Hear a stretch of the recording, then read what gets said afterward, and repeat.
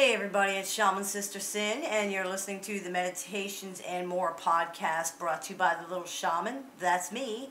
Today I wanted to talk to you about trauma bonds. Trauma bonds are exactly what they sound like. They are bonds formed by trauma, and they are strong. As I stated in the recent episode of the show, Healing from Narcissistic Abuse, bonding is both a biological and emotional process, unlike love.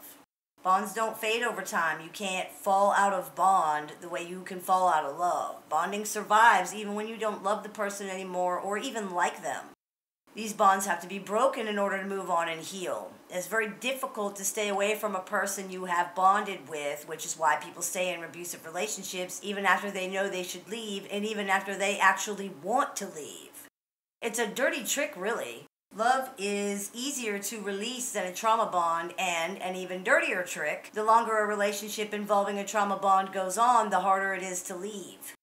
This is especially true when enmeshment occurs, which is the breakdown of boundaries between people. Enmeshment is when boundaries are so poor and so weak, people can't tell where they end and the other person begins. Trauma bonds are caused by inconsistency in relationships, such as love bombing, followed by abuse, followed by more love bombing, followed by more abuse. That's inconsistency. It's like a roller coaster. It keeps people off balance and continuously looking for a way to get back to those initial good feelings. This type of dynamic occurs in relationships with narcissists, with alcoholics and drug addicts, and in abusive relationships in general. People who have grown up in an abusive environment are especially susceptible to this type of thing. It may be that along with or in place of the natural bonds that occur between a parent and a child, abused children develop trauma bonds with parents, and as adults, without a trauma bond to their partner, they're unable to feel satisfied by the relationship. It doesn't feel like love without abuse, in other words, without that roller coaster. There is no understanding of peace without war, we could say. That's likely why we often see people who have narcissistic parents then go on to marry a narcissistic person. They've been conditioned that this is how relationships should feel, and that's not just a cognitive thing, it's not just a learned behavior. Trauma and upset causes hormones to be released in the body like cortisol, adrenaline, The honeymoon part of the relationship, where everything is nice, causes more hormones to be released like dopamine. After years of being exposed to this pattern, your body starts to think that that's how it's supposed to be, and so does your mind. It doesn't really know anything else. You become, for all intents and purposes, addicted to the chemical dump, the excitement, and the drama. This cycle is sometimes called an arousal jag, and we do see that in narcissists. Quote, regular, as in non-abusive, relationships feel less intense and are therefore often experienced as boring, uninteresting, or shallow. It's kind of like the nice guys finish last scenario. After the trauma bond has been created, it feels like only the abusive person can feel that need, which is why it's so hard to stay away from that person. The excitement and intensity of this arousal jag is often mistaken for love. It is not. It's a chemical and emotional pattern your body became accustomed to and then dependent on as a result of abuse and inconsistency. It's about the cycle, not the person. This is one reason why being discarded by the narcissist is so painful. You're stuck in the war with no peace. You went up on the roller coaster and then you just stayed there. You got stuck there. There's no come down into the good feelings. And after years of conditioning, your body and mind believe they can't get along without it. Again, it's about addiction to the cycle, not the actual person themselves. There is often a lot of denial or misunderstanding involved in trauma bonds, but people can prove the reality to themselves by examining how they truly feel. A lot of times, upon examining their feelings honestly, realistically, and objectively, people find they don't actually love the person. They might find that because of the abuse, they don't respect this person, they don't trust them, they don't like very many things about them, they have nothing in common, they find this person's personality unpleasant, they don't like the way this person behaves. It isn't really possible to love someone you don't respect or trust, and many people find that what they thought was love actually isn't. They realize that it's only trauma bonds and conditioning that is keeping them in the relationship. This can be a very liberating realization. Once this is acknowledged, it's easier to address the problem of staying in the relationship even when you know it's unhealthy, and yes, that is a problem. It's interesting, too, that we always hear people in abusive relationships of all kinds think the abusive person is going to change. While that may be true sometimes or like at first, I think most people know inside that that's not true. They know the person isn't going to change. They may have fantasies or hopes of that, but realistically, I think most of them know that's not going to happen. They stay anyway, though, because their mind and body are addicted to that next honeymoon phase, the next dip of the roller coaster when everything feels good. The fantasies of change are often just a justification for staying. They're not the reason the person is staying. Once that truth is confronted, it's a lot easier to be honest with yourself about what's going on and why. This is important because it's absolutely necessary to break through the denial and the conditioning involved here if a trauma bond is going to be broken. If someone is harming you, if they are hitting you, if they are manipulating you, if they are setting you up in various situations, if they are attacking you without provocation, if they're destroying your peace, if they are undermining your confidence, if they are gaslighting you, if they are saying terrible things about you to your friends and your family, if they are accusing you day and night of crazy things, this person is abusing you. This needs to be faced, truly faced, if you're going to be able to understand the situation. Yes, it is abuse. Yes, it is as bad as it seems. Sometimes when people get used to something, they don't necessarily think it's as bad as it really is. But there's no excuse for it and nothing that makes it okay or acceptable. It doesn't matter if this person is nice sometimes. Ted Bundy worked at a suicide hotline saving lives, but I sure wouldn't recommend anybody go on a date with him.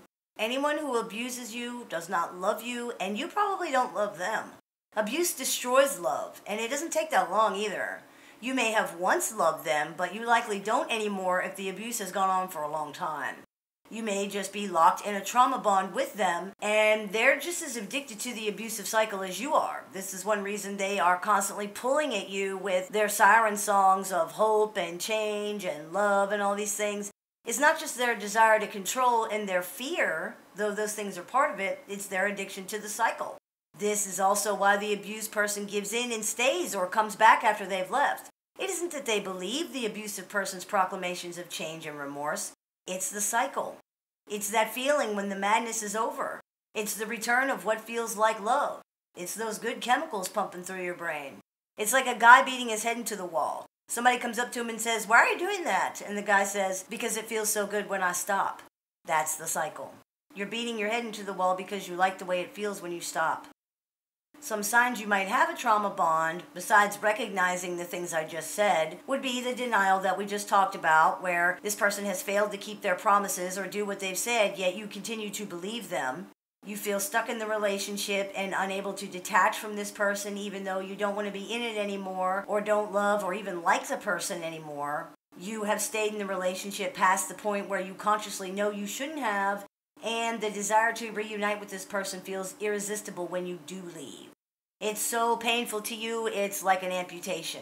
Ending relationships is often painful, but if it's so painful that it feels like it's going to destroy you and you can't bear it, something's wrong with that. And let me say right here that although there are some similarities, trauma bonds are not codependency. They are a different dynamic. I just wanted to mention that before anybody asks me. No, they are not the same. The way to break a trauma bond is by consciously deciding to live in reality. It's about confronting your own denials and illusions. This means facing the truth of the situation, whatever that is, and no matter how hard it is.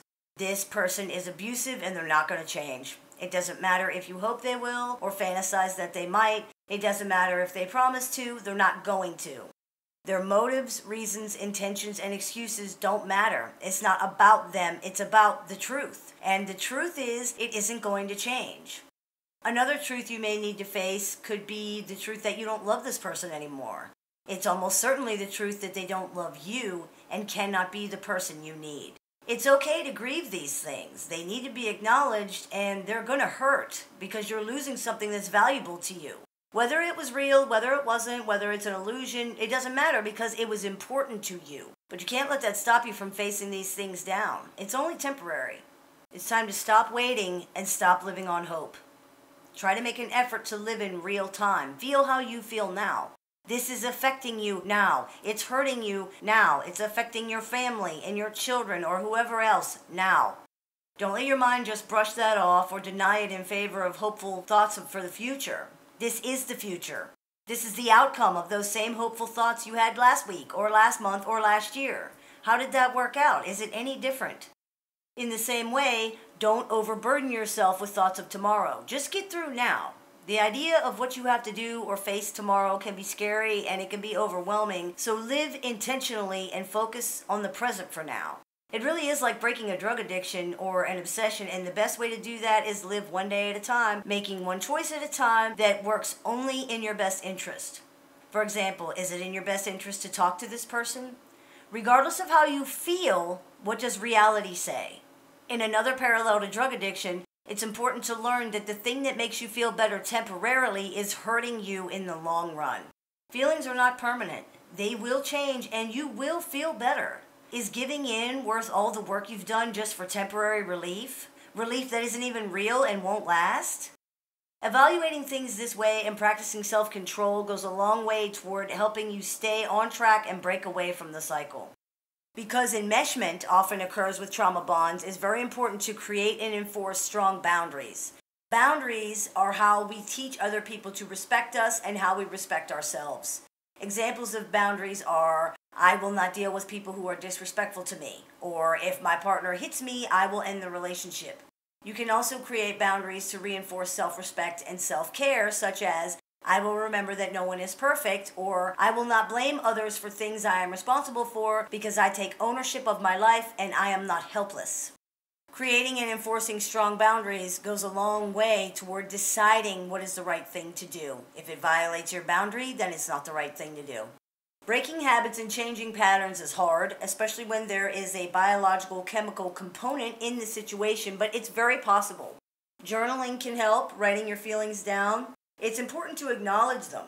Yes, you might want to see this person. You might want to speak to them. That's normal in this situation, even if it doesn't seem to make any sense. So acknowledge all your feelings and get them out. You can also write down the fantasies and illusions you had about the relationship, then write down the reality. For example, fantasy, I thought we were going to get married. Reality, this person is a serial cheater and cannot commit to one relationship. Or, I thought if my partner loved me enough, they would stop abusing me, and the reality is this person is abusive and does not understand love. Maybe you would say, I thought my mother would care more about me if I always did what she wanted. The reality is that my mother is a person who does not understand how to care about somebody or appreciate when they care about her. In this way, you drive the reality home to yourself so that denial and rationalizations cannot get a foothold in your thoughts. This is painful, but many times when you acknowledge and state these things out in the open and you stop ignoring them, the hope and illusions that you have carried around no longer have the power over you that they once did. Like they say, tell the truth and shame the devil. Trauma bonds take time to break, as they took time to form, but don't get discouraged. Every day you can console yourself with the knowledge that what you are doing is right and healthy. The chemical component also takes time to break, but in time it can be repaired as well, especially when you learn to see these things for what they are so that you don't equate the intensity of trauma with the feeling of love anymore. It's up to you to break the cycle in your life so that you can stop engaging in relationships that are hurting you, destroying your peace, and undermining your self-worth. Once you've broken the trauma bond and begun to heal, you can look forward to the future and start building a healthier life with healthier focus and better connections. The cycle of trauma bonding becomes so ingrained in a person's life partly because of their inability to recognize what love is. That's not your fault, so it's time to fix it and stop using outdated programming that you don't need anymore. Start showing love to yourself and stop accepting less from others. You really do deserve better. I hope this clears a few things up for you. As always, I look forward to your comments, questions, and suggestions, so please keep those coming. I take appointments online and over the phone Monday through Friday. So if you're interested in speaking with me, you can visit littleshaman.org and click the Book an Appointment tab to go ahead and do that. You've been listening to the Meditations and More podcast brought to you by littleshaman.org. That's me, Little Shaman. May the Great Spirit bless you and have a wonderful day.